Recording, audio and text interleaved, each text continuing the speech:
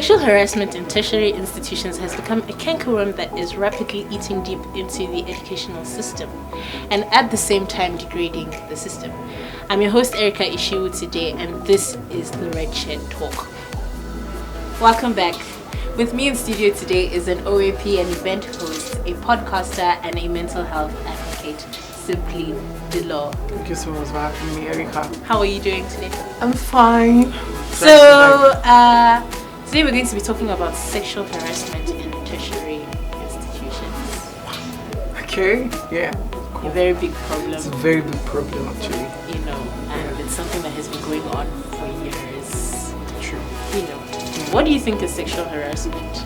Now, when we talk about sexual harassment, what comes to my mind is a scenario of where people end up touching people in the most appropriate ways, or pushing sexual advances in the most appropriate and non-consensual manner.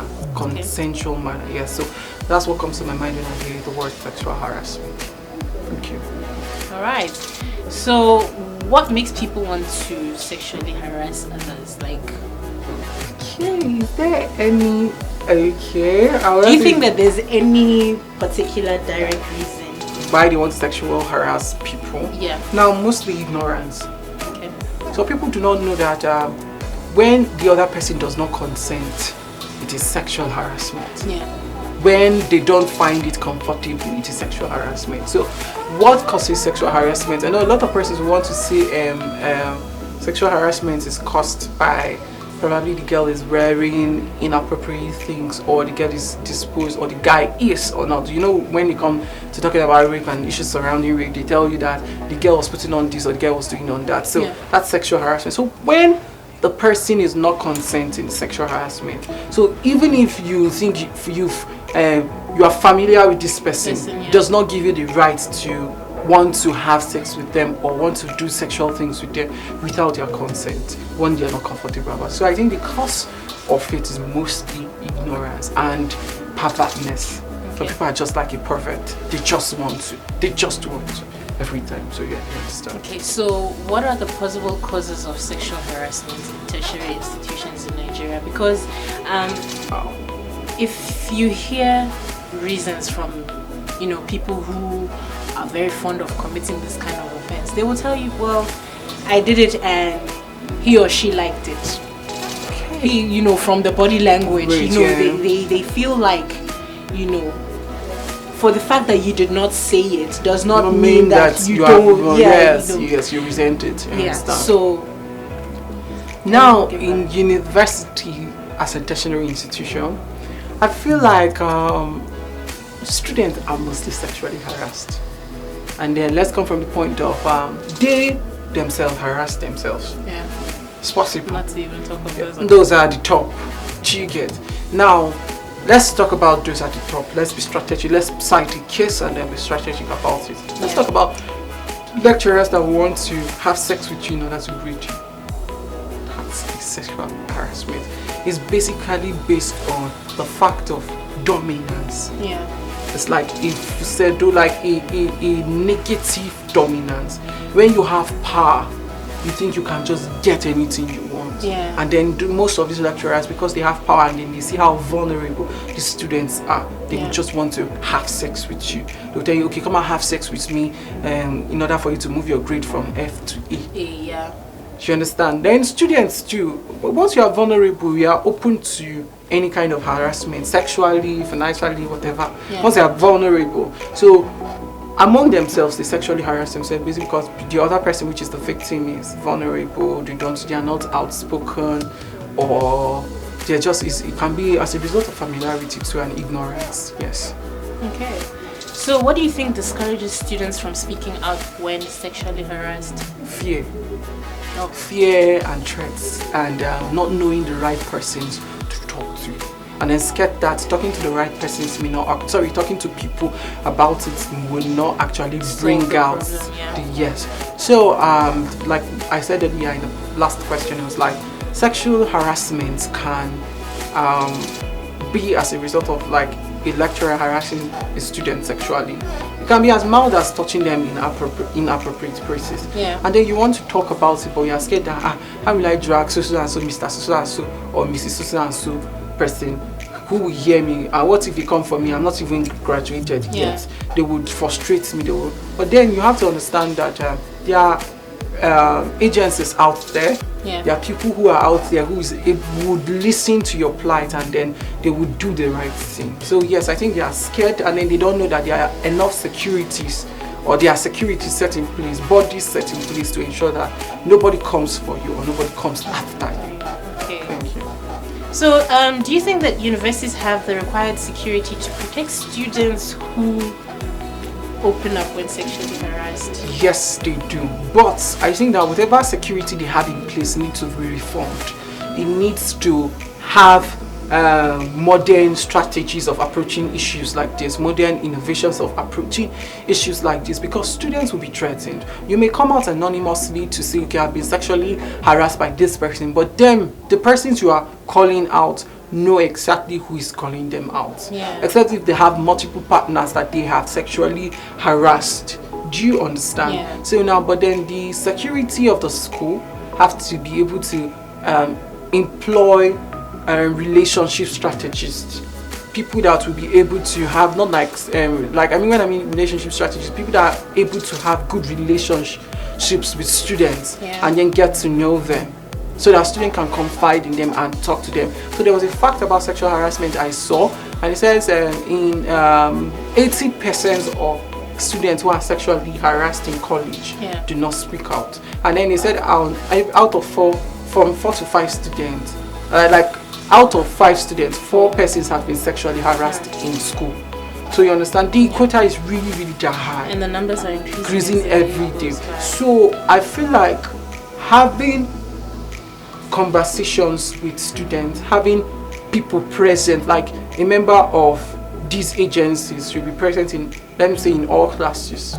Try to establish good relationship with students. Students will talk to you. Students want to talk, but they don't know who to talk to. So once you put yourself as the safest space, their safest space, they will talk to you. They will tell you how hurt they are, how they feel about these things. And then when they tell you, you will now be able to now, okay, yes, and people will threaten you. You have to, in your agency or your security board should be able to contain lawyers. You should be able to contain a lot of things that will ensure that this person is safe from the power of whoever it is, and then ensure that they are safe even in their academics.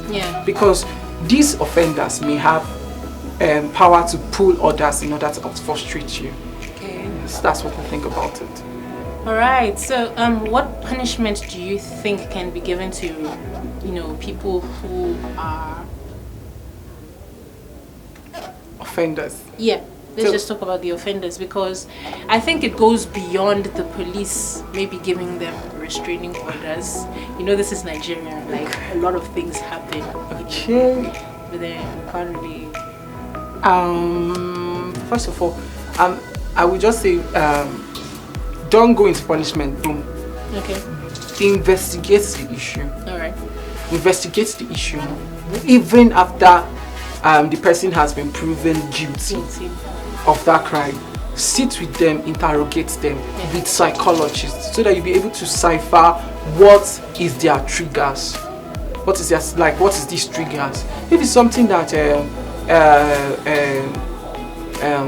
psychology can treat, a psychologist can treat. Why they serve their term, because yes, please take this person away for this couple of time, that I don't want to see this person, because seeing a sexual offender triggers the victim.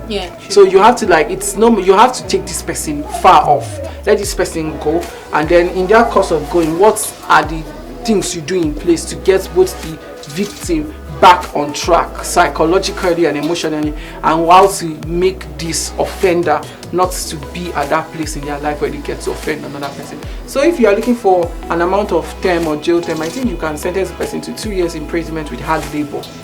Yes, plus the advantage of having therapists coming to help them through their therapy processes. So that's what I would say. So then what now happens if maybe after serving that 2-year jail term, The person and the offender comes out and repeats the same thing over send him again? away permanently. Okay. Alright. Send him away. There are jobs in the prison. She can as well keep washing plates, cooking food, sweeping. Not like maybe he's conversant with you and he enjoys it. Yeah. Then take no. First of all, I feel like in the first stage before you send him in, take him for deliverance. When he comes out or when he come out again, still take him for deliverance. Okay. You understand? Like there's nothing God cannot settle. Yeah. You understand? And then take him through therapies. But then if he commits it again, send him back. Send him back. He will hear the word of God from inside the prison. Alright, what do you think can be done to curb the issue of sexual harassment? Okay, bodies have to be set in place. Okay. Bodies have to be set in place to ensure that they have conversations with students.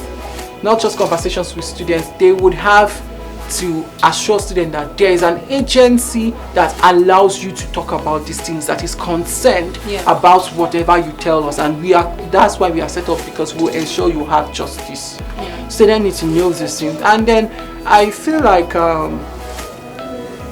students should be educated on the definition of sexual harassment and degrees of sexual harassment. Okay, so they're basically kinds. Guys, yes. So you should know that when he touches you here and you are not consenting about it, it's a sexual harassment, and this is what you do. Yeah. Yeah, you don't know. You know, some of them still think that sexual harassment is until he has forcibly raped you. Yeah. That's the definition of sexual harassment. But no, it's in degrees.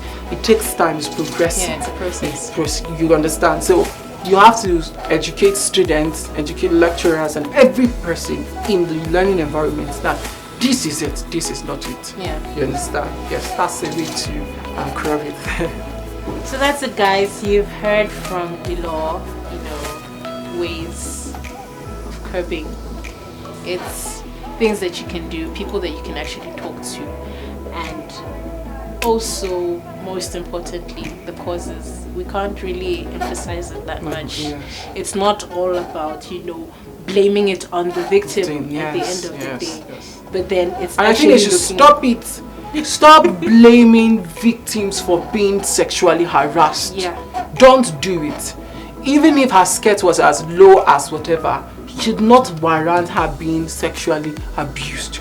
You could talk to people about what they are putting on. Tell them more important.